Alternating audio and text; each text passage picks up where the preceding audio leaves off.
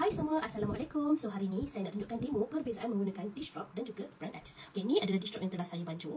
Okay, mengikut sukatannya. Dan ni adalah brand X. So dekat depan ni juga ada dua cawan yang dah berisi air, ada dua sudu dan juga minyak masak. So first thing, kita akan masukkan minyak masak. Kita akan letak dekat setiap sudu ni. So setiap dia akan letak satu sudu minyak masak.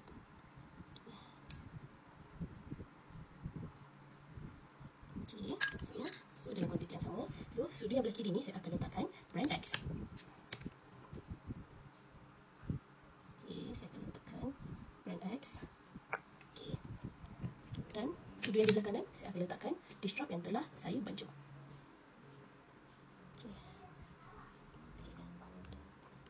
Okay, perbezaan dia adalah dish drop ni telah dibancuh dengan air dan saya menggunakan brand X ini mati semata-mata. So saya akan ambil satu lidi untuk saya bancuh. Kita bancuh. Okay, kita bancuh.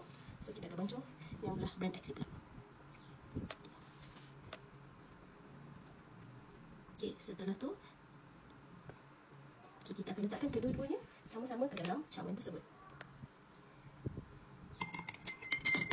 Okay, nampak tak perbezaan dia? Okay, so saya dekatkan sikit cawan. Okay, apakah perbezaan dia? Kita boleh tengok dekat sini, cawan yang kita, sudu yang kita letakkan dish drop tadi, nampak tak minyaknya terus keluar naik ke atas. Dan di mana brand X masih lagi melekat pada sudu. So, terbukti bahawa dish drop dapat menghilangkan minyak dengan sangat mudah. So, inilah perbezaan dia. Okay.